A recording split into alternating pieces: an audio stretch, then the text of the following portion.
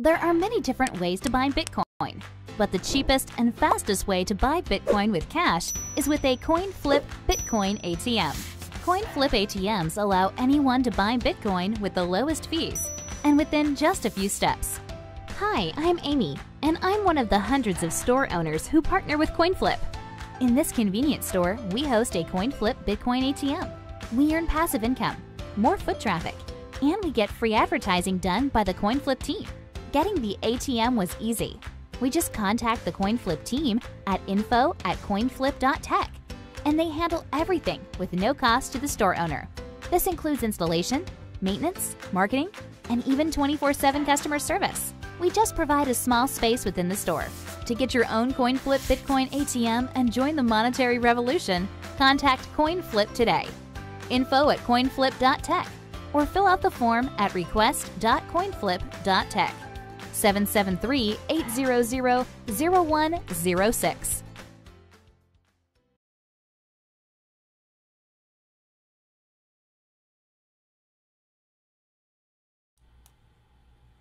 All right, bro, we're live.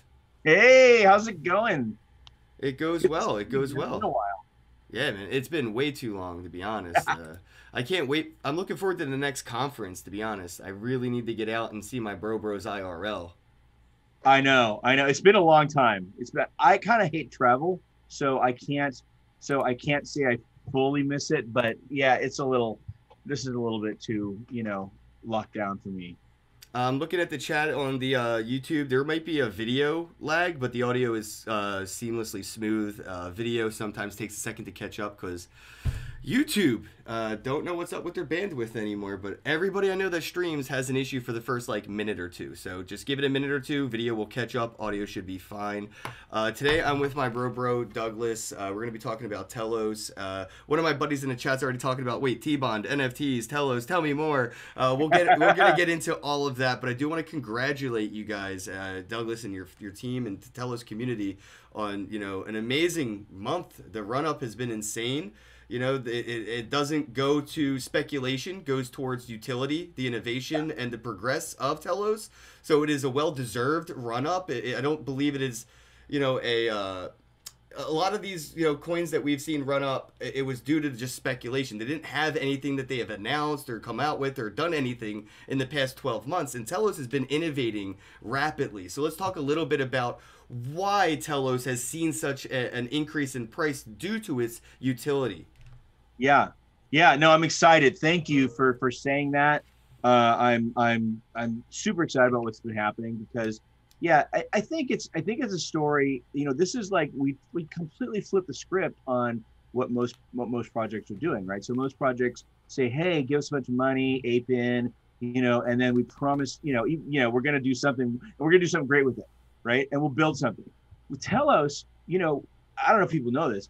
Telos has been running our mainnet for over 2 years with never missing, never a shutdown, never a pause, knock on wood, but that can always happen. But it's really solid. We have like 100 dApps. We have real business stuff. There's almost no gambling. It's like we have the world's strongest governance solution. We just created this new thing we got to talk about called T-bonds, which is a sort of a DeFi and NFT fusion, which I think is going to be could very well be the next sort of form of ICO. So we've done all this stuff, but because going back because we never actually did an ICO, we never had that big money to get on a bunch of exchanges. Your fault. You guys could have killed it. It's always the coins that are fucking amazing that didn't ICO. That always in hindsight you probably should have, but it's probably because you didn't. So it could be a paradox.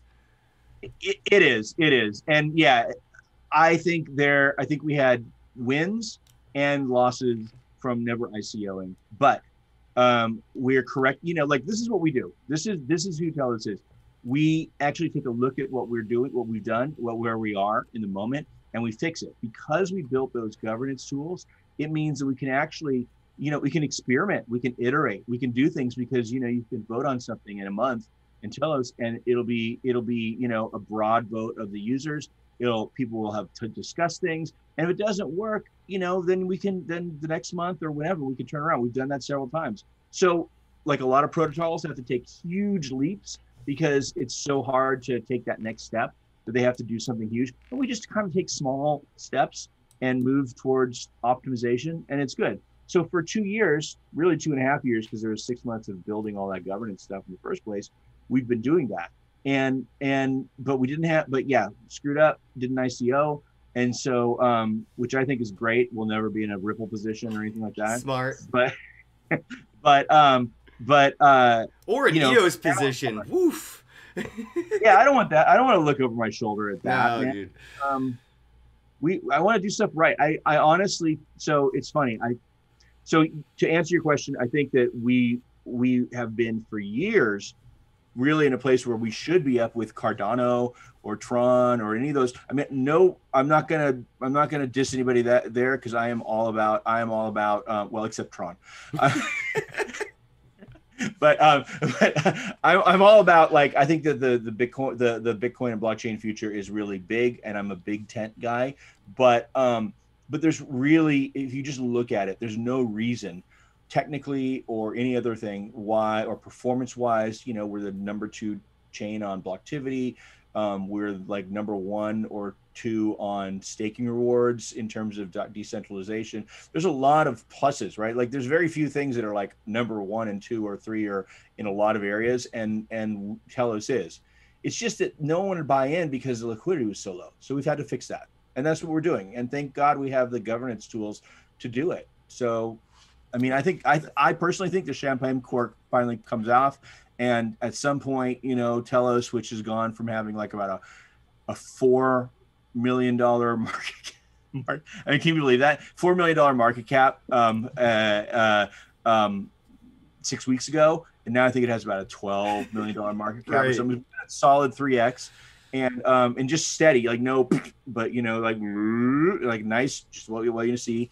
I think it's going to continue because eventually people are going to realize, when we fix that liquidity issue and people know more about it, that there's really no reason that we shouldn't have the same or better market cap as Link or Cardano or a lot of those others. I mean, this is why liquidity is my main fundamental analysis as a go-to. When I see that there is a coin that actually has utility, like 100 dApps, and is on, like, the ranking radars of blockchain, trackers, and yet their coin isn't, seeing those returns price-wise, that to me is an FA to the predeterminer TA, is there's just not enough liquidity. The on-ramps don't exist. That's why it hasn't been pumping. That's why it's not getting money into it, because how do I buy it? Where do I find it? What exchange do I get it on?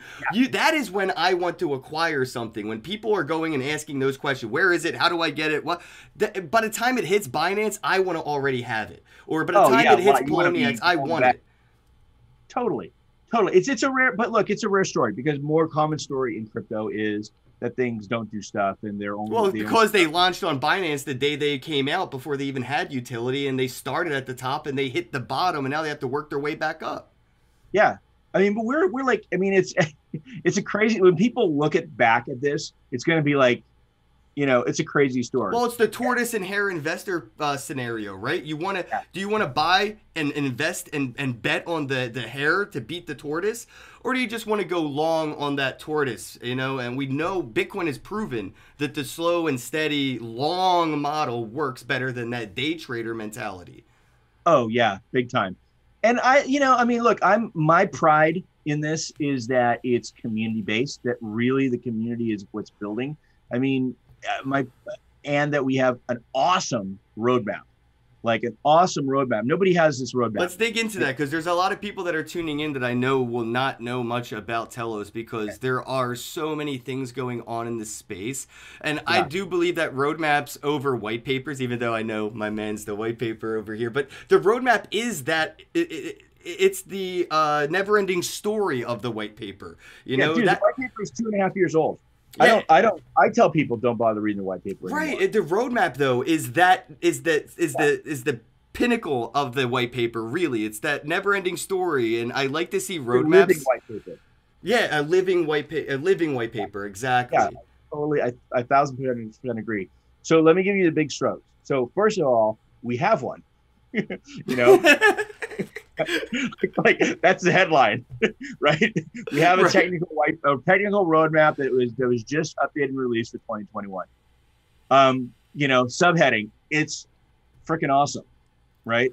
And I'll dig into that in just a sec. But I mean, it's and then we've delivered, right? So it's not some BS. Right. So how far have you made it through that roadmap, right? Like, so where are we? Oh no, at? this is a new roadmap for 2021. So we have it broken down into what we're going to release in Q1, Q2, Q3. Okay, got it. So 2021 roadmap. Yeah, exactly. And my plan is, even though I'm not a CEO, there's no CEO or anything, but just for me, because that's how I would like to do business. I really want to set a new standard in crypto. So I am committing to quarterly token holder reports where I'm just going to go as if it was some kind of, you know, as if I was the CEO of some kind of company, which I'm not, or if I'm an analyst or something like that. I'm going to say, here's what we promised in Q1 and here's what we delivered. And we're ahead on these things and we're built behind and here's where we're going to be. And just like professionalize it, right? I think that we need to do that. Like there's a lot of things I'm going to be doing. I just think that somebody needs to step up, and I haven't seen anybody step up in the way I want to see that in the crypto space, in responsibility and professionalism, and just like giving a shit about investors and coin holders. And no, so I respect that, man. I'm on the same thing with the NFT space where I'm like, I'm not seeing people do the right thing. So I'm like, fuck it, I'll do it. Maybe I can set the standard. You know, maybe I can embarrass some people that are, you know, to actually do this the right way. If I'm doing it the right way, maybe I can set the standard. And to see you, you know, echo the same thing and not just say it, but do it and start actually setting things that will actually change the space for the better by embarrassing, like that's what it will be. Like, oh, Telos is going to set the standard. All right, maybe we should get on our fucking P's and Q's over here and start doing quarterly reports. Yeah, exactly. I mean, I'm actually really hanging my ass out, and we can talk about this later. But I'm going to be putting my name publicly on a DeFi protocol in you know, single digit number of days. So honorable, but yes, sketchy and scary. I can see why. Yeah. Well, everyone else is like. So everyone else there is, and we got to get back to the room, but everyone else in that space is anonymous, and they're like, oh, I'm anonymous because I'm afraid of the government. But it's a perfect opportunity for them then to freaking exit scam. And they all have. Oh yeah, it's bullshit. So I wrote something in that got published in Cointelegraph in October about like the 5 things that DeFi projects really need to have to be worth your money. And then no one's done any of them. And so I once again, I'm like, well, God damn it. I guess I have to do it. So where's the start on the 2020 first quarter roadmap? And let's get on the 2020 roadmap. So the roadmap. So we start off, of course, with the things that the thing we're really well known for, which is our Telos Decide governance engine, and that is that's alive and well. But on the roadmap is bringing out a much easier ways to vote on it. So that is. So we're having like a mobile voter. It's called Decide Voter mobile app that's going to be coming out in Q1. I know that's coming out because it's basically done, and that's a good block project. But the bigger things, and then one of the Q1 things we had is T-bonds, right? T-bonds is a whole new kind of it's a fusion of DeFi and NFTs, where essentially it's kind of a cool little like improvement, but it's pretty big because I don't know why someone hasn't done it before. Remember in ICO back in 2017 ICOs, you would have like these locked tokens that you couldn't do jack shit with for a year or 2 or 3, depending on whatever it was. Right. And then if they screwed up or whatever, like there was nothing. There's like this dead zone. People were selling their private keys, but that shit was sketchy. Exactly. That's how they did it. Now, what if instead of selling your private keys, you could just lock up those tokens in an NFT and then have a secondary market for the NFT? Absolutely. It seems like super. Oh, of course you should do that. But like, well, no, we've done that until we did it with T-bonds, and then we've already raised well over $100,000 on. It's like. In 24 hours. So for that day, it was like number 1 or 2 or 3 NFT market in all of crypto from little Telos that nobody heard of. Well, you're capitalizing on two sides of a very similar coin. You know, you have the coin and token traders, and now you have the non-fungible collectors getting into investment opportunities through the same vehicle. They're taking the same bus to the same place. Yep. It had to come together because they're such big things. But what's cool is, so once you have these, God, once again, of course, we announced this. We got the community vote on it. We did all this stuff, and now we're actually, but it takes a little while because we actually have to build all these pieces and test them and audit the code, like which people would do. But we did. Did you audit your own, or do you have a third-party smart contract auditor that you can point at? Well, here's what we do. We have a really good developer within the Telos community, and he was not involved in the development, and he did the audit. Okay. So typically, it's the idea of third-party development is that the people who write the code should not also audit the code, and so we adhere to that. We don't go out and pay a big fee to somebody else because, number one, this guy's great, and number two, it's like he's willing to be paid in Telos. So he obviously knows what he's verifying is worthwhile for accepting for his payment. So yeah, that's a double positive right there.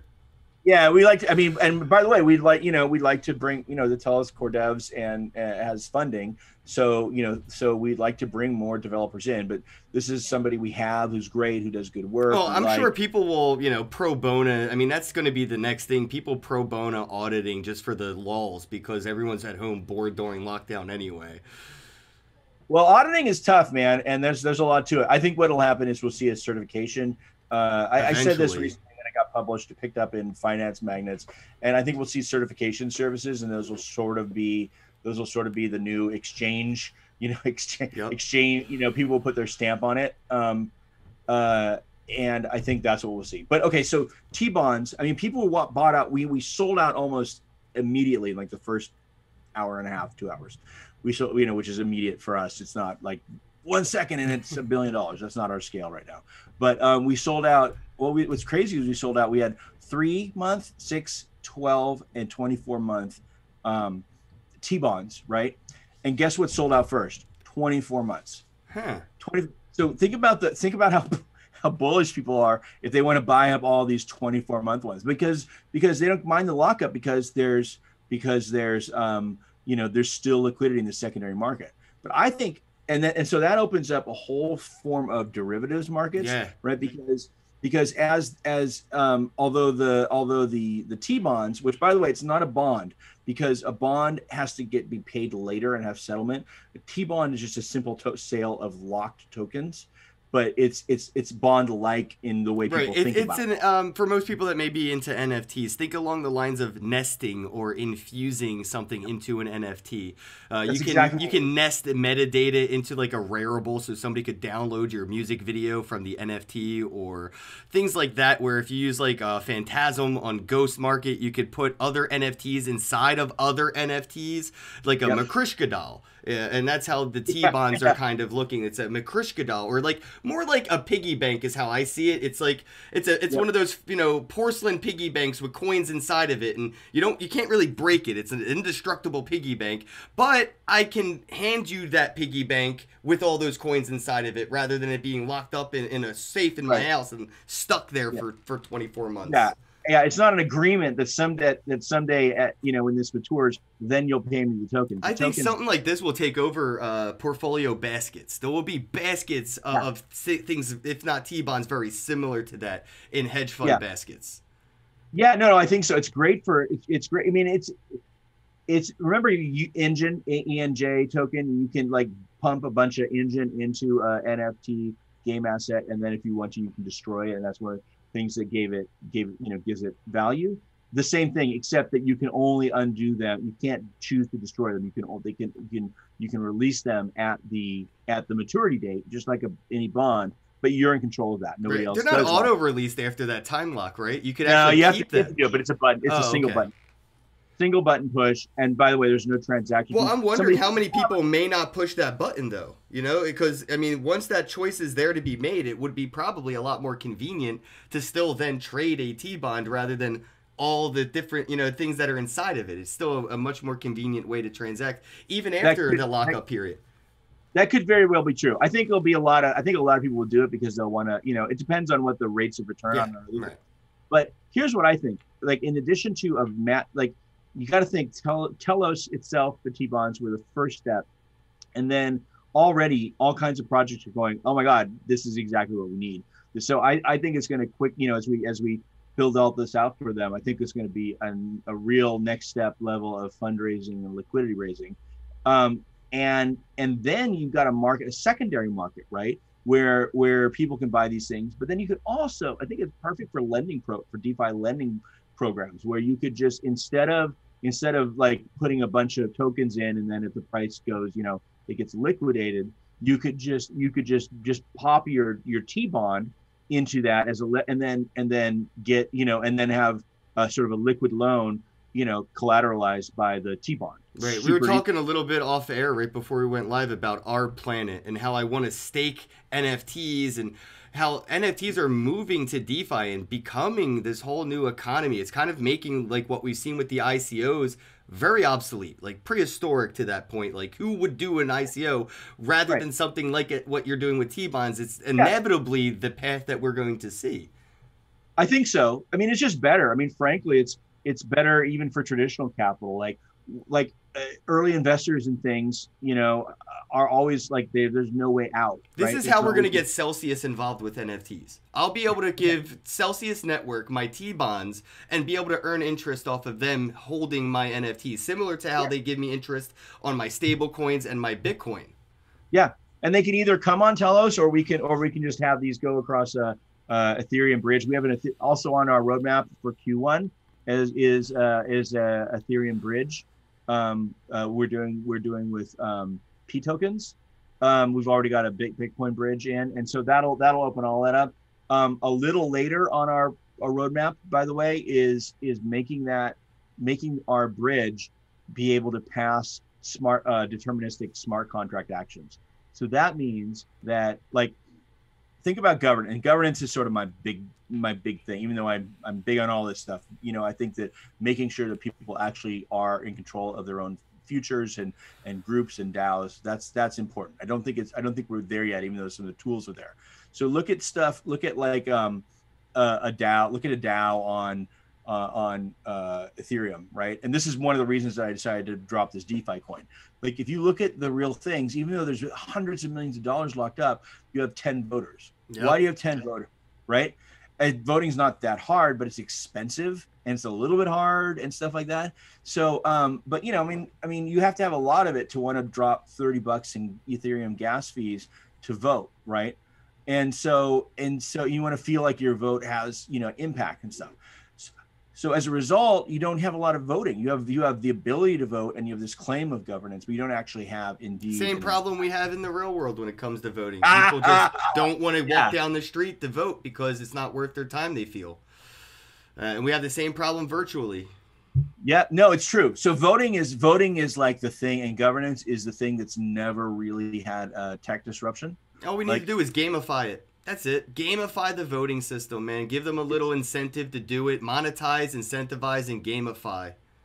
Well, you have to keep things. You have to do there's a couple hard things you have to do, which is make it secret. Like Telos Society is not secret ballot; it's transparent voting, which most voting is. You want to know how your city councilor voted, but government voting, you don't want to be able to know who voted for whom as city councilor. But once they're on the council, once the council's there, the water district, the school district, or your DAO, or your anything else, right? Your soccer league deciding how they're gonna how they're going to which uniforms they're gonna buy and which games they're gonna go to and stuff like that. You want to have that stuff be pretty transparent, right? Right. There's a difference between political elections and like PTA elections.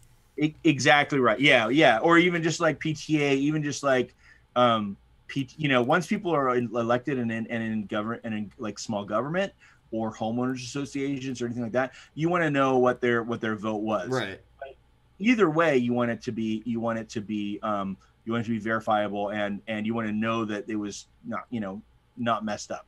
we're still literally, as the whole country and world is seen, we're still literally putting marks on paper and then taking those pieces of paper, one way or the other, whether a voting machine does it for you or you do it yourself or whatever. And then we're passing those pieces of paper around, and then human beings are counting that. And when it gets bad, human beings are counting that while 2 to 4 other human beings are watching them count that. That needs to be disrupted. It hasn't been. We've disrupted, and we've done it on Telos. We've done the open, the transparent voting part. We also will do the secret ballot part. We've got that. It's just, you gotta, you're not gonna just start. What you're gonna do is you're gonna start these things out on school boards and city councils, right, and things like that, and it's gonna have to bubble up. You're not gonna start it with the presidential election and then people go, oh well, now we trust this for our school board. You're gonna just bubble it up, and eventually people go, why don't they fucking do this thing on like for the presidential election, because this works, right? That's how it's gonna go. So that's where we're concentrating. Bottom up is definitely the more secure way to do it. Obviously, you're stabilizing the foundation of everything you put on top later. Yeah, and building trust, and people will actually. And that's what you guys got right now is the legacy, right? First to market on this concept in general, that automatically establishes the legacy. That's Bitcoin. Why is Bitcoin important? It's because of its legacy. And first to market, early adopters. That's again setting the standards on it. I bought the world's first NFT DAO voting NFT. So I don't use a currency like a token or a coin to vote. I vote with my NFT that is actually a DAO voting NFT. To see how T-bonds are involving with NFTs and how I'm using an NFT to vote in a DAO, this is all how I predicted it would be going for years. And to see it in 2021 finally, like, no longer on paper but in practice, I have to applaud Telos for doing that. Like, seriously, like, a lot more are going to be coming this way, and it's because they're going to have somewhat of a cookie cutter roadmap to follow. And it's like, oh well, Telos did it like this, maybe we should do it like that. And it's open source, man. It's something that that's what I appreciate. That's what I'm saying. Like right there. Well, I was going to do it as my own company for a while. It was called DAC Lab. It was really cool. It was like a lot of cool features, and then I just realized you got to go the Linux route. You got to make it open source. Because people, we're asking people for trusting. Now, I personally think that my company Good Block could still be the Red Hat Linux, but you gotta have this open to the world and people can use it. I still think that, I personally think that we're gonna be the leaders in it for a long time, but it has to be free or no one's going to trust it. Well, it's a good thing you have that set up, because people are probably going to be too lazy to do it themselves, and they have somebody that now they can go to and say, hey, that thing you did for Telos, can you do that for us too?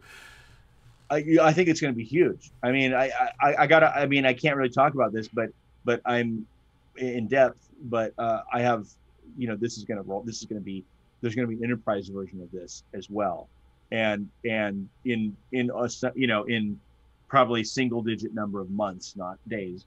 And it's all I've already signed, Yeah, I've been talking about, enterprises, corporations, big companies, basically DAOing out into the future. Yeah. We'll see. By the way, some of those big enterprises are actually going to run on Telos itself. Okay. Some will run on like consortia chains, for industries and things like that.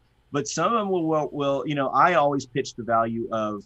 Give us an example. Like, who would you like to see running on Telos? I can't, damn it. I can't. It's one of those. There's enough is done that I can't. In the chat, you guys tell me who you'd like to see, since he can't. They're big companies you've heard of, though. But look, big companies are slow. These things. They are, exactly. That's the thing, though. Tortoise and the hare. They're not going to blockbuster themselves, right? They're going to innovate, but they're going to do it slowly. But I don't believe it will be too slow. They've learned from things like Blockbuster, Yellow Cab, X, Y, and Z that have seen what disruptive technologies can do. To even Kodak, Nokia came out of nowhere and flipped that entire industry on their head. We have 2 decades of disruptive technologies completely eradicating brands off the map. Toys R Us is gone thanks to Amazon. Nobody wants that to happen to them. So they are, like you said, they are moving, but they have to do it slowly because there's a lot of people at that board and they vote very slowly. Yeah, it's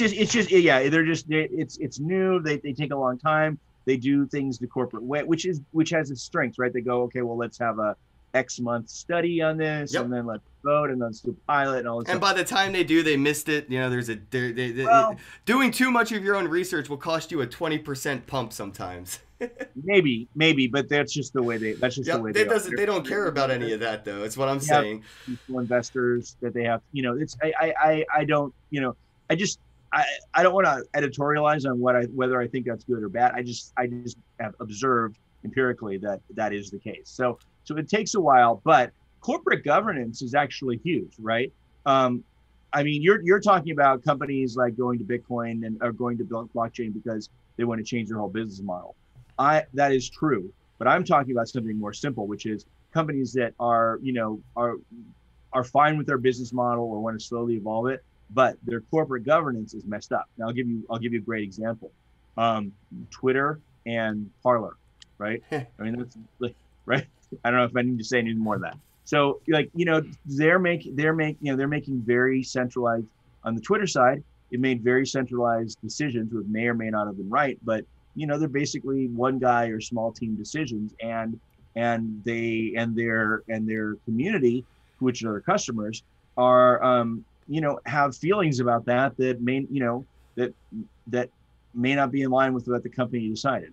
Now look at Parler. Parler went this other way, and it actually had, and it had it was, whether its direction was, I'm trying to be a little bit politic here, whether its direction was aligned or not aligned with the Parler, family, right? The Parler DAO, let's say. To me, it's all a DAO. Whether or not they actually have stock and ownership, if you're a user, you should have some voice, right?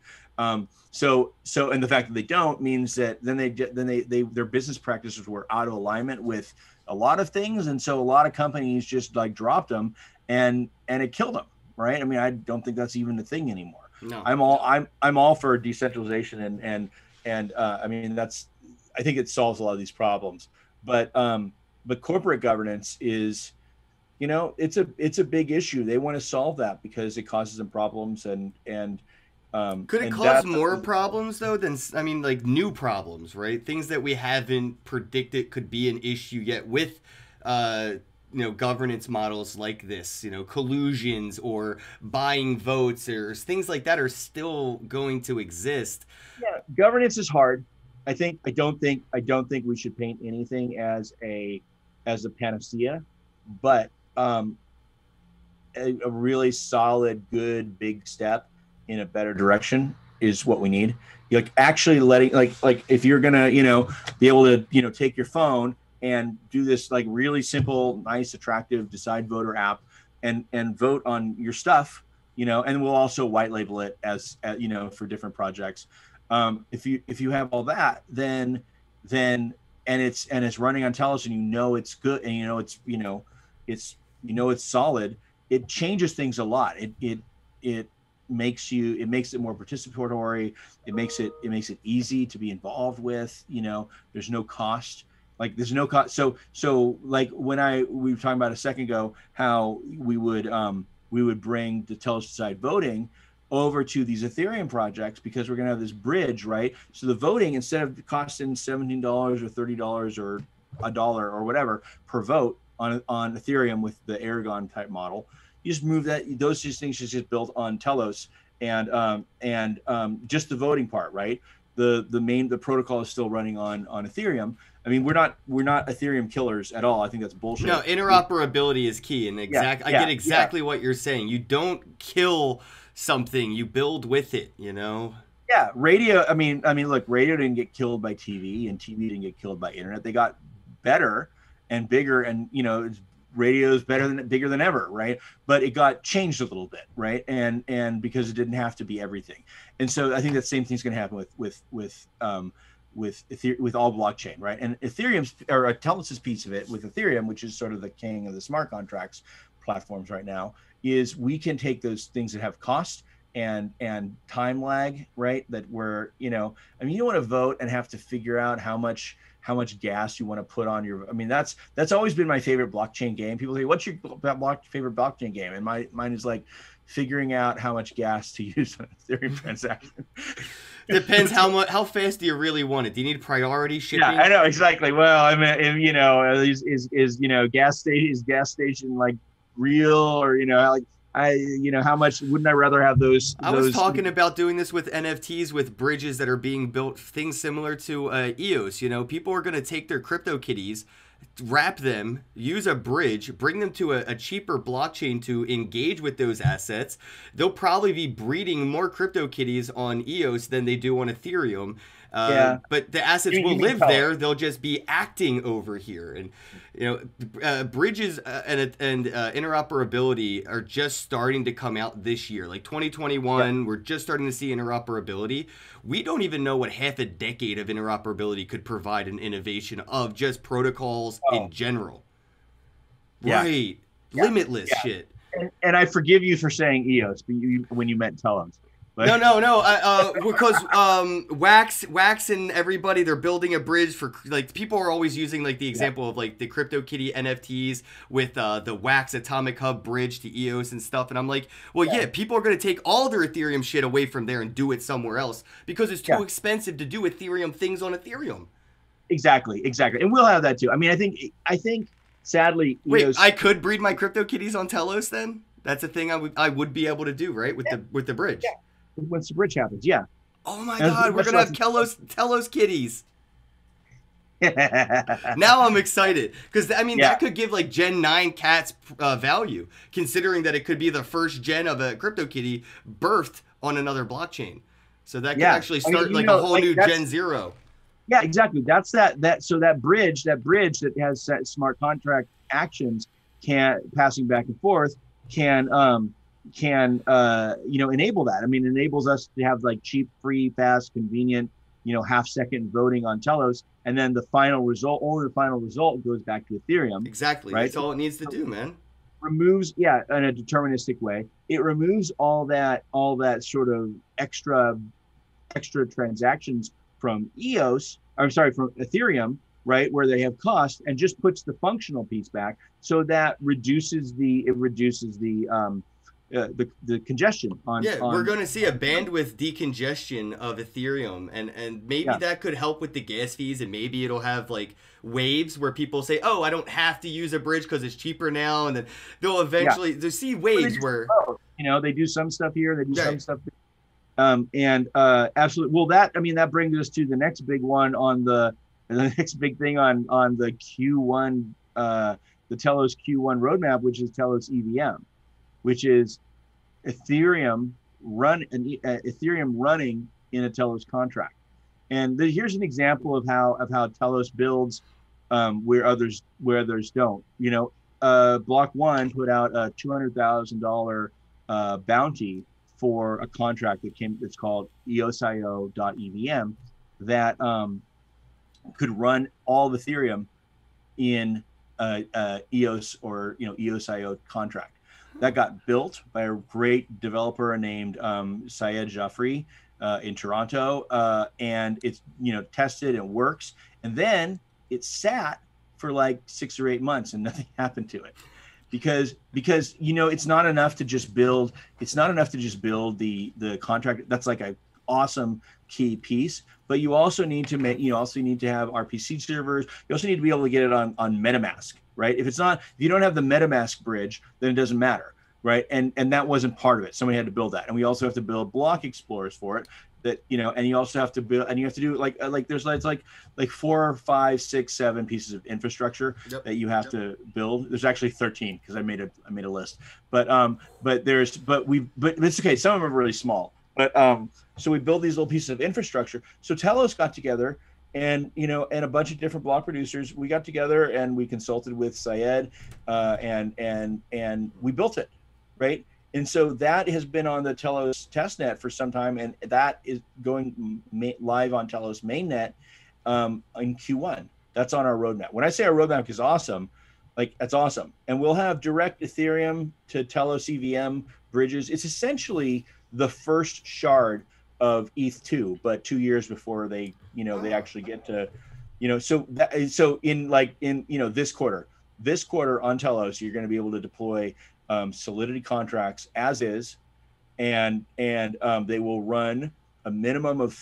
30 times faster, right? Because we're half second blockchain. And we have a little video of it, which we could link to or something that shows MetaMask running transactions. Yo, somebody in the chat, one of the mods, if you're a moderator, you can post a link. Go grab a link from YouTube. Look that up for me real quick. The moderators can grab the links and put them in the chat. Okay. I put it on. We put it on.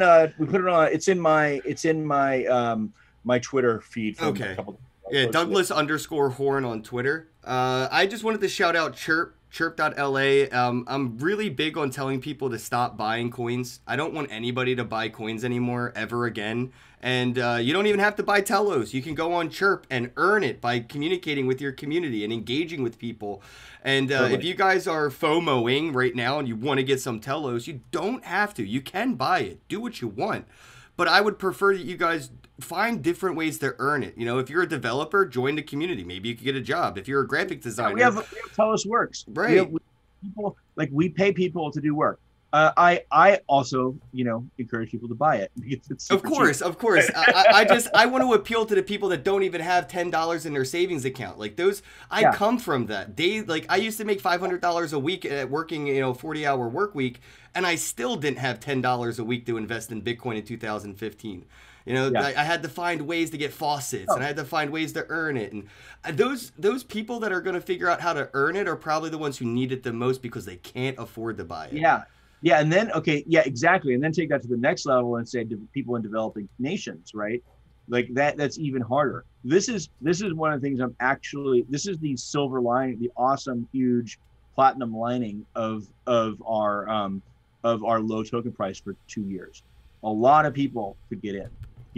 This is not like when things like Moon immediately all you have are big whales and stuff like that. Yep. But we're still, I think I personally is not in investment advice, but none of this is anything I'd say. Oh, let me get my disclaimer out. I hope you don't mind. This is my disclaimer. Okay. Yeah, pass that over. Not financial advice. Okay, so same.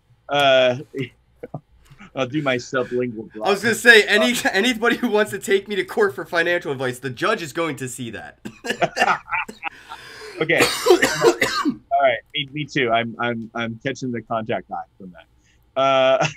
So it's not financial advice, but I actually think that I do think that we're going to come up in a short amount of time to these same valuations of these chains that frankly we beat in spec and features, right? Yeah, that's the problem though. You're not beating them in speculation, but you're killing them in utility. And that's going to be where people realize buying vaporware instead of something that functions is not a good hedge. Everybody wants to buy something that has a roadmap that has nothing achieved at all. That's like some reason investors love shit that have nothing. And they abandon projects that have been doing things through bear markets. The fact that you guys have not just survived one of the baddest bear markets we've seen, but the longest and actually innovated in it. That's the shit that I look at fundamentally speaking. And we were born in it, man. We were born in that bear market. And it's like amazing. It's amazing what we've done when the price was when it was 2 cent Telos. It's imagine what you guys can do at $2. That's what I'm saying. Yeah, and we have all the things we have ongoing funding. We haven't built. By the way, Telos has not minted a new coin in over a year and a half. So we stopped that inflation, and that's because we had set aside some tokens for exchanges and whatnot that didn't get used. So we're basically drawing those down. We don't believe in the value of burning tokens, but we're using those things to fund our getting on Uniswap, fixing our liquidity problem. We call it the Telos Uniswap liquidity implementation plan, which is TULIP, which is very, very tongue in cheek. But I like it though. I really do. I like that. And I mean, I could give you shit for that, but I won't. And I could, but I won't because you could have done worse for the past year. Whatever you want, it's okay. I mean, we didn't accidentally. It took a little work to to get to that acronym. So we own it. It's fine. But I think it's in the best possible way. It's right. It has the best interest, and as long as the execution works out, you guys get that Uniswap worked out, and the funds can fund that. That establishes more credibility and more. I don't want to say security because it's not a security, but it feels more secure when people actually do what they say. When you see something up in the air and it gets caught, that establishes credibility in that long-term sense where people stop thinking, how do I short this? And they think, how do I long this? Yeah, no, I like that. I like that. And we actually laid out. So we lay these, I lay this stuff out way in it. We all lay it in Telos. We lay this stuff out the plan, and we see if the community supports it, because if they don't, we can't do it. Right. So that takes a little bit of, of spreading the word. So we've had this plan out for Tulip for a long time, and every step is known. We have the first step was announcing it, right? And as soon as we announced it, it immediately cut that price descent that we've been in for several months, and it's gone up ever since, which is great, and we think that's going to continue. We think that's because people like the plan, and the plan was we sell some of these Telos and reserves for in this T-bond public sale, because it does a lot of great things. It lets us actually build the marketing and whatnot that we need to have a successful Uniswap launch, pre-sale and Uniswap launch. And because people in that space just don't know Telos, right? They just don't know it. So we have to be honest. I don't want to talk about it because people whatever. But I remember the day Ant Shares announced their rebrand to Neo, and that was one of the best trades of my life on just fundamentals. Just fundamentals, looking at I didn't even look at their chart. I just said, everybody in the Telegram is talking about a rebrand. I'm going to buy Ant Shares because the people that are going to see it pop up on the exchange as Neo, they're not going to know shit. They're just going to FOMO. They're just, oh, look at this new thing and look at all of its previous liquidity. It actually has, trades in the hit. Why haven't I? That's probably going to be what happens when this hits Uniswap. There's a most likely chance that people that haven't heard or got in or done whatever, they're going to see this now on Uniswap and see, oh shit, this has been around for years. Why haven't we seen this before? And right. That might be a fundamental, exactly, man. So we had to set that up, because you can't, no one's gonna. It's really hard to get people to buy in something. No one wants to try to catch a falling knife, right? So we had to get that part done. So that's checked, that's done, and then we did the T-bond sale to raise that money, and at the same time build an entirely new reason for value of Telos, right? I mean, if you believe like I do that this, and it seems like you do, that these kind of NFTs have a lot of potential to be a new ICO-ish platform, but much better, then that's all the more reason people are going to be using Telos. So we had two giant, we killed two freaking giant, birds with one stone there. Absolutely. That's been successful. We already vastly shot our initial goal, and they'll sell out in a couple days. You can actually go and get those still at tbonds. If you just go to telos.net, all the links are there. So then the next step is we take those funds and we do a short, probably 2-week or maybe or less, give or take, period of building brand awareness in the DeFi space, and then we launch on Bounce, and we'll probably have I think we'll have 2 or 3 rounds of limited amounts of coins at set prices, sales, and it's a sale of the very first ERC version, ERC20 version of the Telos token. Right, so that's why it's something new, because we can't get on Uniswap without a large pool, so of token holders, right? So we sell those, and then that funds, the primary things that funds is very large locked liquidity pool on Uniswap, and then another one on the Telos side of the bridge, something called tswaps.com, because Telos DeFi is going to be huge too. So we need that. Well, you guys are really counter trading the liquidity rug pulls that happen, right? There's really not a long-term incentive to provide liquidity. What the T-bonds are doing is it's really incentivizing long-term liquidity providing. People won't be rug pulling liquidity from Telos. It's totally anti-game theoried. Well, I mean, or game theory, or there's an anti-cheat period where the Nash equilibrium is success of the system. It's anti tragedy of the commons. Right.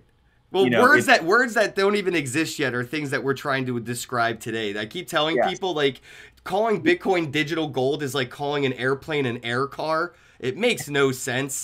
Yeah. It's a lot of these things we have to do because it's new. We have to put things into context that people already natively understand, even if it's wrong. A wallet is not a wallet, but you call it a wallet because, and I've always hated that out, but I get it, because you got to call it something, because everything is so new. You can't, look, when your wives and girlfriends or boyfriends or husbands or friends, your neighbors and things like that, these guys they can't learn. There's so much that's happened in the last decade plus of Bitcoin and blockchain that you can't expect somebody new to like get that. That's what's holding them back. Well, that's why we have to use T-bond, so people think bonds or exactly. I try to tell people, like, the way we're headed, we're going to see NFT CDs. Banks will be offering an NFT CD. That's inevitable. Yeah. I mean, the T-bond is very similar to that. We call it T-bond because it's very it's Telos, and we call a lot of stuff T whatever. We called our Rex T-Rex because sometimes it's fun, Look, let's keep shit fun. It has to be meme community oriented, so you're on the right track. Yeah. So that's part of it, but also, I think the closest thing when I sort of came up with this idea for T-bonds, the closest thing I wanted to explain it to people was that it's like T-bills, right? U.S. Treasury bills. And because there's the fundraising part itself, but also there's the derivative markets, like the derivative markets are 100 times what the, trading, what the actual, underlying asset value is. And these are the biggest some of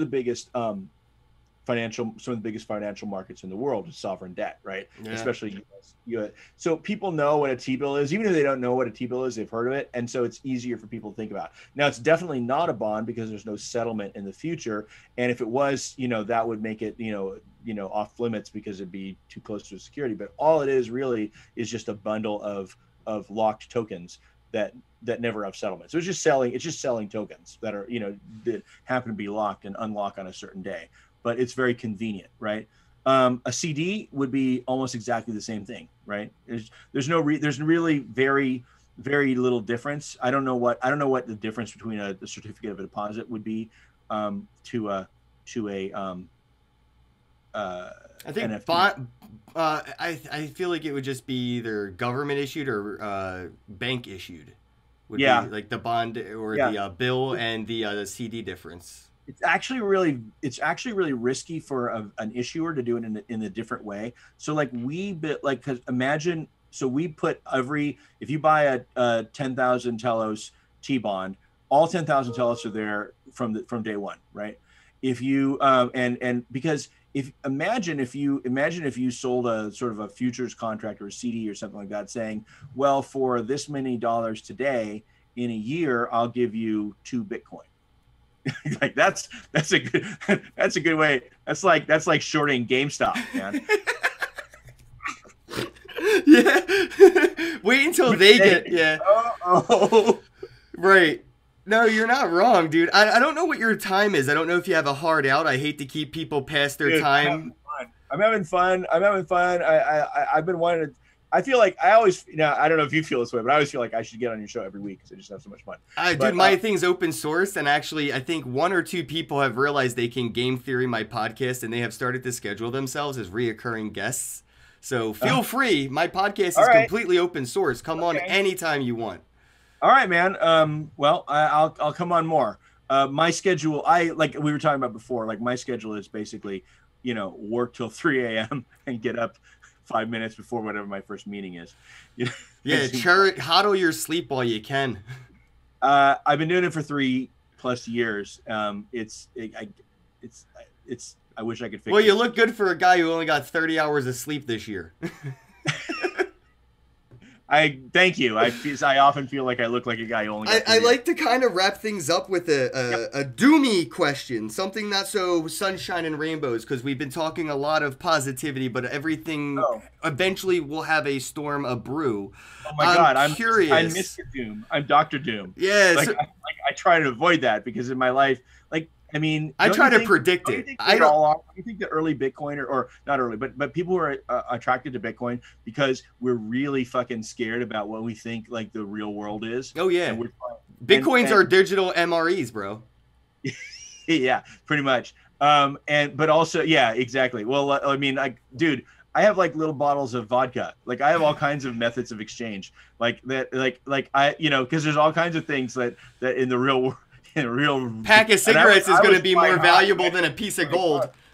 Yeah, early 20, early mid 2020, my family is finally going to me, oh my God, Dad, you were right. All the crazy conspiracy people are finally been proven right by reality itself. Yeah. Oh, now I know why you have the bullets in the little bottle. Jet fuel doesn't melt ballots or whatever, right? Yeah, but here's the positive side of that. Because I, like many, blockchain folks, I see that.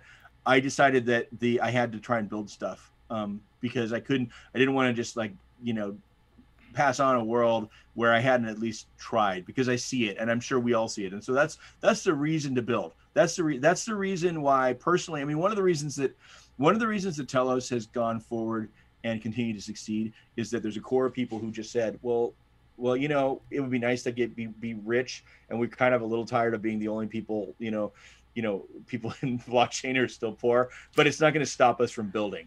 And because it's important, right? And we've got all these, in addition to all these great things that are, that are big finance and things like that on Telos, we have like carbon credits. We have tree planting programs. We have all kind. We have seeds, which is regenerative economies. We have something that just launched called Local Source, which is a certification process for regenerative farming, just like there used to be. It's like there's certifications for organic farming, but regenerative is like the next step. So there's a lot of, because of the way we launched and because of sort of who we are, we've attracted a lot of projects that also intend to save the world. So I am super doomy all the time, and I just try to, I feel like look, the reason that I wanted to build an awesome, better governance system is because I felt like without better tools, it would just become, we would all the democracies would fall into authoritarianism.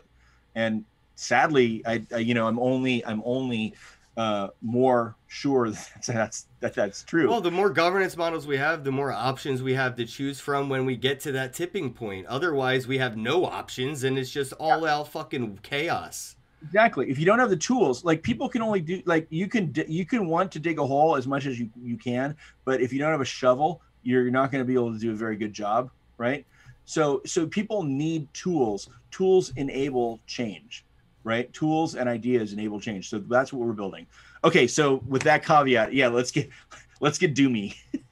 I'm curious if you think, as we mentioned, obviously it's not a security, but yet, right? Like money laundering didn't exist until they created the Money Act, and now we have problems because of that. And a lot of things people don't think, looking at like, by the way, money laundering is bullshit. It is, but it only exists because people manifested it into reality. So I get worried that those same assholes that can manifest money laundering into my reality that doesn't exist, but now it kind of does because of their perpetuation of reality over. Yeah, they define it and then they find it. So right. I get terrified when I start to think about how they could come at technologies like this and what like T-bonds could be. They're not a security, but just one fucking sentence signed by one fucking guy could change all of that overnight.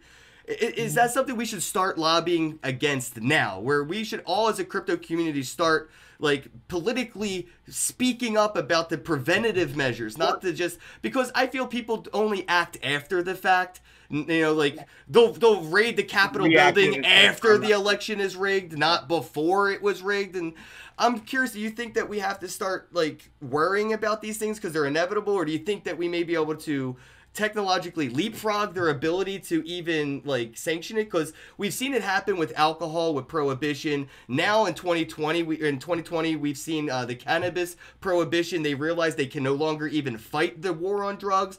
Portland has completely belly rolled over, and heroin is now legal. I'm on this fence where I don't know if they could just jot down that sentence and say, T-bond, security, mwahaha, or if they're like, damn, we can't even start to do anything because how would we even enforce it? Like prohibition. Yeah. Is this anti-prohibitable? So I don't think anything in the world is immune to some government, lackey, some government, somebody who wants to have an election issue, go and call it, call something out as evil. I mean, that's always happened.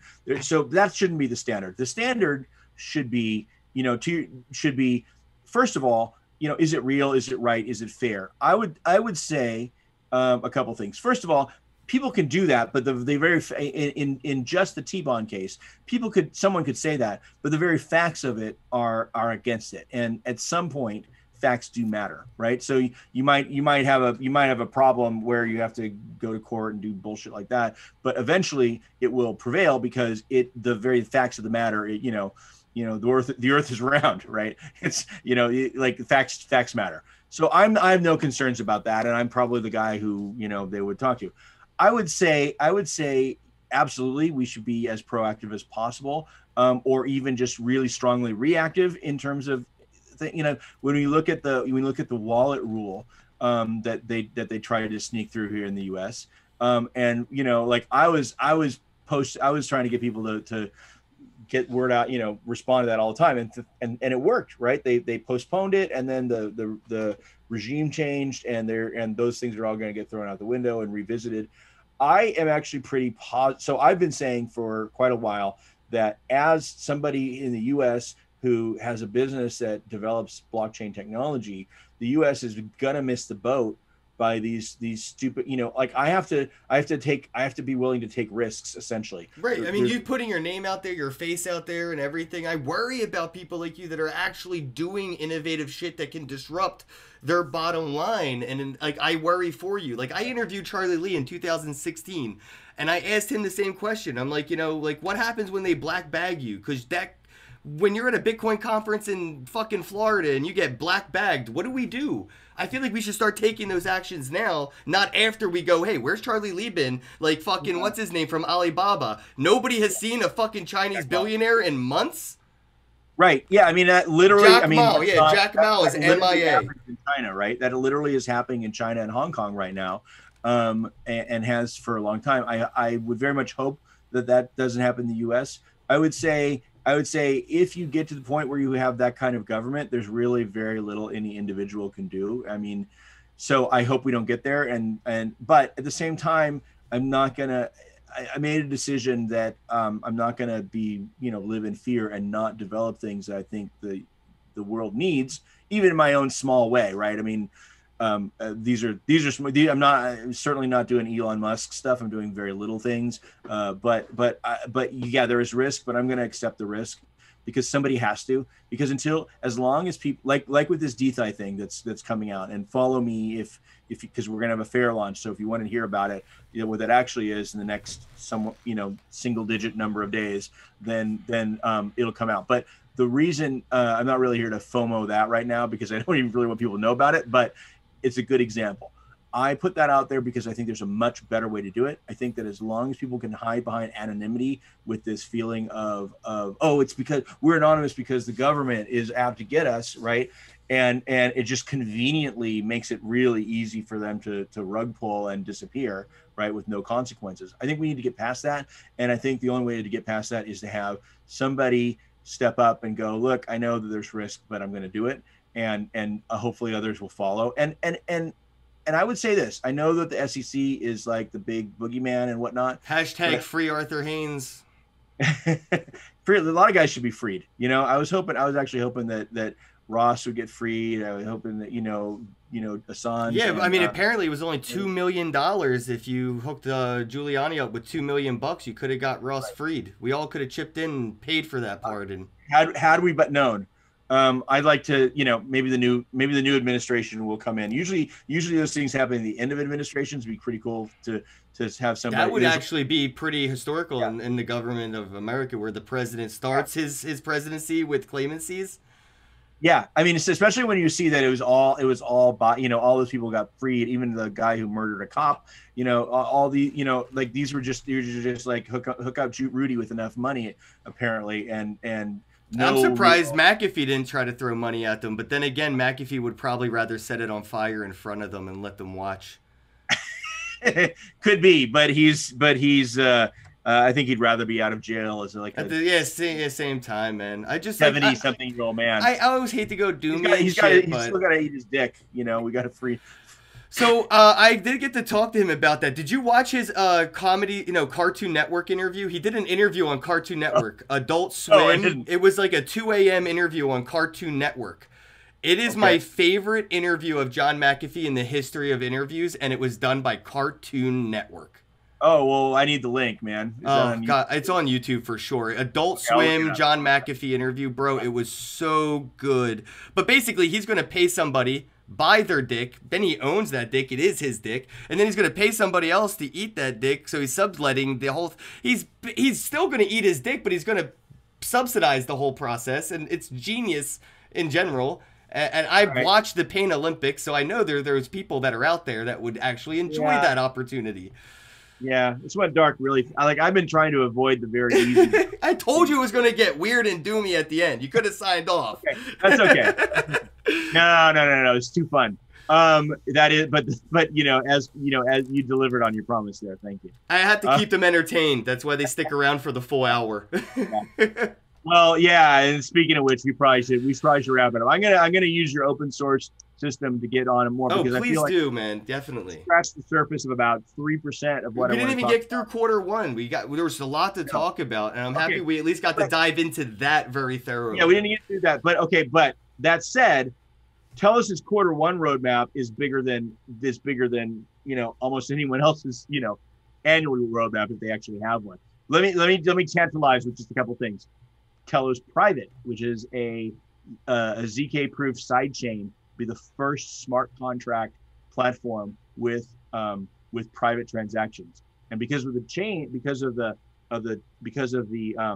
bridges, that means it opens up anonymous transactions to anyone. But it's not going to be on Telos proper. It's going to be on a side chain because we have to change some things, and also we don't want to open up Telos to that. But it's a really good. That people are like, oh my God. I know, that would be another hour conversation where I'm trying to bite my tongue about privacy fucking bridges.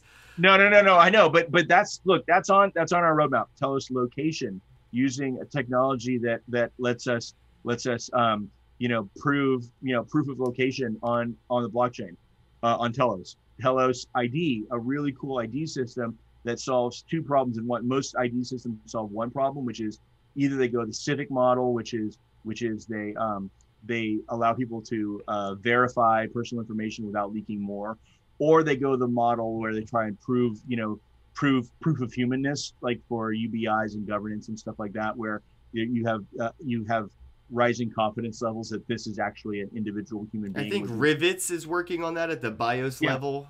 Rivets, if people aren't familiar, they're very boring, but if you're into that shit, Rivets is where we're going to be getting a lot of proof of human with privacy as well, engaging with systems. It's really interesting shit. A long time ago. I'm glad to hear that. I have a bunch of Rivets from that. I keep my eye on them because they have a really good shot at doing some shit if this ever does, like, it's just they're too early, just like Telos was a year ago, just like there's a lot of things that were just so early to what their goals are. Yeah, I like it because they work on the sort of encrypted core of a mobile device. Yeah, the right? hardware level of it, exactly. Yeah. There was an issue where, like, you know, somebody had their son steal a phone from, you know, their son, you know, one of his friends stole his son's phone and sent an inappropriate picture to a girl. And the father ended up getting sued because of what the son's friend did, thinking it was the son. And there was no way to prove that that wasn't him who did it. What Rivets can do with that is like, no, it wasn't him that actually used that device. At the level of the hardware, we can prove that. Nice. So Telos ID combines both of those into one solution. That's a badass combo, bro. Yeah, and it's not required. There's, you know, people are going, well, does that mean Telos is going to be a KYC chain? No, absolutely not. It's a totally open chain, but we'll have these ID protocols. Well, that's what governance is going. They're going to need options, man. And if you have more of those options, you know, for them, that will facilitate multiple use cases for them at the corporate level, at the employee level, at the payroll level. That the governance isn't, you know, just one little room in a building. There's levels to it in businesses, and they need different layers to utilize those differently. So, I mean, you're definitely stacking the deck in your favor when it comes to future adoption, just through the sheer utility that you're designing. Yeah, people need these kinds of things. I mean, we basically, look, I came up with T-bonds because we needed that solution. And we needed to solve that problem, right? And I realized that a lot of projects were in the same place. Most of these, pretty much everything that we come up with is something that it's on our roadmap because either one of two things: either we have the need ourselves and we know that other people need it, and so it's not just some gee whiz solution in search of a problem; it's an actual solution. That's one thing. Or else it's like Telos EVM or Telos Location or things like that, where it's a really great, useful technology that somebody already did 80% of, and we just have to take it over the line. You know, the hard, but the last 20% in Pareto is always the hardest part. But is, you know, but still, a lot of work is done. It's a technology that's sitting there and that is not being used, and no one has plans to implement it. And we can carry it over the line because we're good at doing that. And so those are the types of things that we have, and I think people should be super excited. I want to talk about this. Man. I mean, I haven't grabbed one. Hopefully, maybe a secondary market if there's any. I need to get a T-bond NFT because I have so many different kinds of NFTs. I need one of these just to add to my collection. Just go get one. There's all, like, we had everything from, because we have this like big use, because like we were talking about before, we have a big population in developing countries, or, you know, in all economic levels, but it's been really open for 2 years, like a 2-year period where people could buy it at, you know, at the 2 to 5 cent, you know, range, right, before it goes up to, you know, a lot more than that. You know, it'll let a lot of people get in. So we have them at all sizes. So we have 1,000 Telos, which is going to be like $50, but it's deeply discounted, right? So so we have 1,000. So there's 1,000, 5,000, 10,000, 50,000, and 100,000. So there's all ranges, and there's 3, 6, 12, and 24 months. Even though 24 months, a lot of those are sold out. But yeah, dude, you should get one. You're like Mr. NFT. You definitely have, exactly.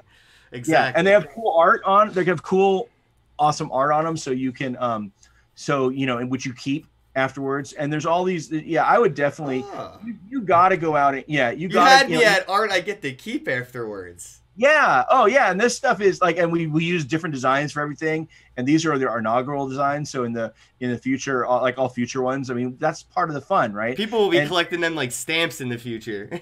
yeah. Even exactly. I think actually, even after you liquefy the tokens, the OG factor of having an original T-bond is going to be pretty, you know, there'll still be a market, like just a collectible market for that. Oh, for sure. Yeah, you got to get on there. If you got, and if you want, you know, well, but listen, that's going to close up in 24 hours because they're almost. Yeah, I know. I got to do these things today. I'm definitely on it. Telos.net, and there's all kinds of links there. How to, number one, make a totally free Telos account, right? And just, you know, and then easily how to transfer, you know, how to use the P tokens BTC branch to instantly bring Telos, you know, BTC over to Telos to buy those. Actually, BTC on Telos is pretty fun, like because we're sending you. It's the only thing that I've seen where you can actually send one sat and have it, and instantly, right? So I did a little when it first came on. I did a little. I've been telling people how hype I am about wrapped Bitcoin since before wrapped Bitcoin was a thing. They weren't ready, and now it's wrapped Bitcoin everywhere. Like you just said, I can send one sat if it's wrapped. Let's wrap it. Let's do it. Yeah. Oh no, it becomes functional. Yep. It's way better than, I don't mean to diss Lightning, but Lightning Network has its issues. Let's say Telos is fast. Telos is faster. Telos half second. I did a little experiment where I just set up I just did a little bash script and sent out a million one sat transactions in like a minute. Right, a million different transactions because Telos is. Does Telos have batch transactions? Oh yeah, well, look, you can do batch transactions in Bash, which is just a very simple scripting language, using Kleos, which is our command line interface. It's really easy to do that, but yeah, Telos has multi-sig. Telos has you can easily you don't need to use Kleos if you want to. You can chain together multiple actions. That's because of the you can there's it's going to be great for DeFi because you can you don't have to pay anything for these things, so you can build these big composable DeFi actions. Okay. Here's the thing. This is what I'm going to leave on. Because your brain is going to explode and everyone's going to be begging me to get me on tomorrow. This is what I'm going to leave on. On Telos DeFi, there is a way to ensure that the transaction is profitable. So this is something we're going to bring out as a tool set, right? But think about this. You do your big DeFi transaction, right? You set it up. And what I want to have is like this Legos, like no code Legos thing where you just put it together. That's a stretch goal for me, but that's where I see it going. I see it going like pull this thing and this thing and this thing. Module coding. Exactly. Just modular, no code, like drag the Legos around, put them together. So at the end of that, you put a Lego, which you can really only do on Telos, where it says, check my balance now versus my balance when this transaction started. And if my balance now is lower than when it started, kill the transaction. That is a fucking hell of a stop loss feature. Holy where have you heard of that before? Now, what? This is why Uniswap, and this is why I've been telling people, shit like DeFi is going to kill shit like Poloniex and Binance and Coinbase, and they're all fucking dead, bro. If you think banks are dead, exchanges are banks. They're all dead, dude. And that's, yeah, dude. Please come back on. We got to dig into that. You're gonna be thinking about that all day.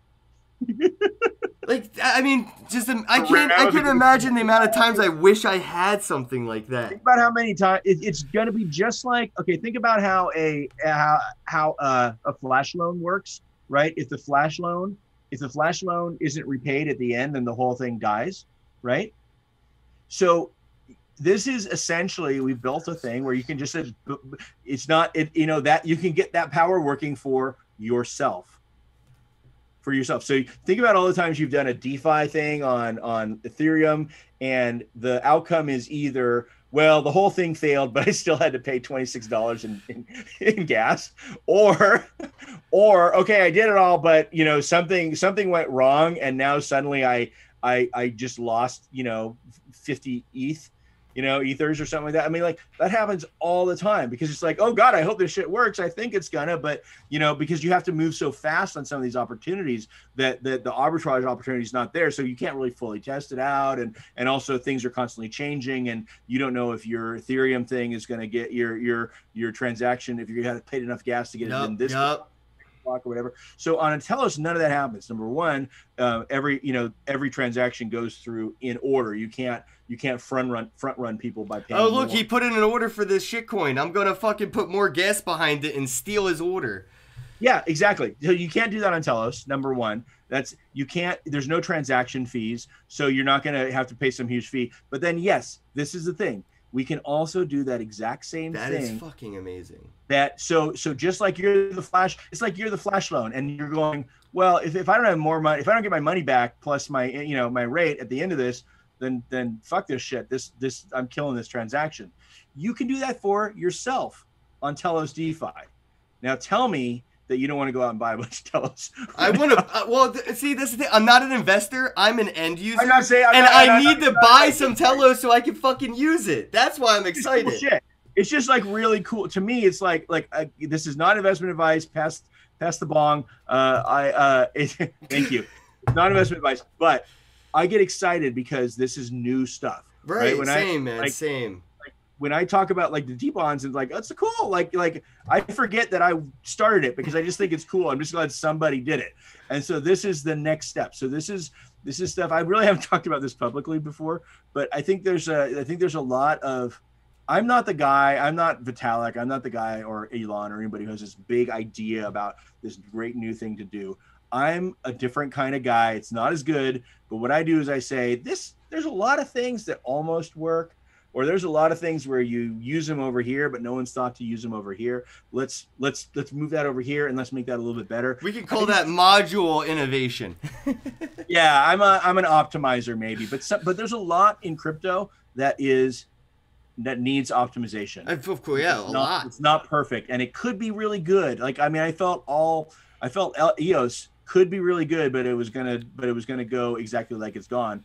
And I saw it and I said, but we can do these things. And that's where Telos was born, and I mean, one of those things I thought was crazy was Ethereum killer bullshit. Like I never bought into that. I thought that was the most wrong thing ever. Like I see a huge, so if anybody like goes, yeah, but Telos is EOS, isn't it? It's like, no, it's its own blockchain. It grew out of, in response to the things that EOS didn't actually develop. And the attitudes there, right? Like we always think that chains are better together and integrated, and there's a huge don't be the Ethereum killer, be the Ethereum killer app.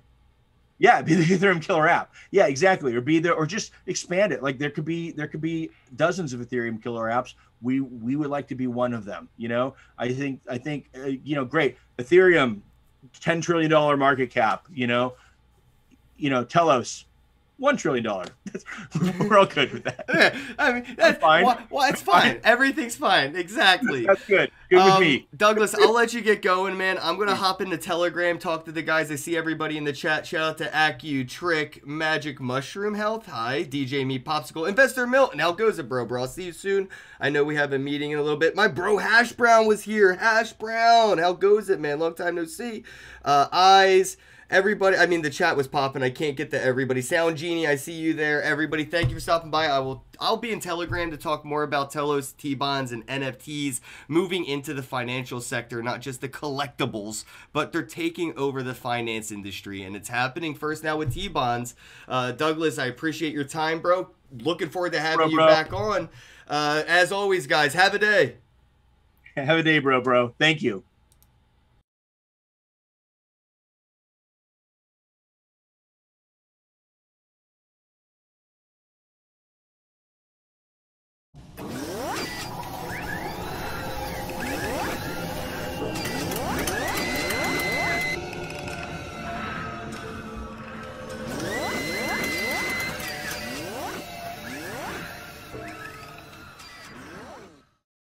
There are many different ways to buy Bitcoin, but the cheapest and fastest way to buy Bitcoin with cash is with a coin flip Bitcoin ATM. Coin flip ATMs allow anyone to buy Bitcoin with the lowest fees and within just a few steps. Hi, I'm Amy, and I'm one of the hundreds of store owners who partner with CoinFlip. In this convenience store, we host a CoinFlip Bitcoin ATM. We earn passive income, more foot traffic, and we get free advertising done by the CoinFlip team. Getting the ATM was easy. We just contact the CoinFlip team at info@coinflip.tech, and they handle everything with no cost to the store owner. This includes installation, maintenance, marketing, and even 24/7 customer service. We just provide a small space within the store. To get your own CoinFlip Bitcoin ATM and join the monetary revolution, contact CoinFlip today. info@coinflip.tech or fill out the form at request.coinflip.tech. 773-800-0106.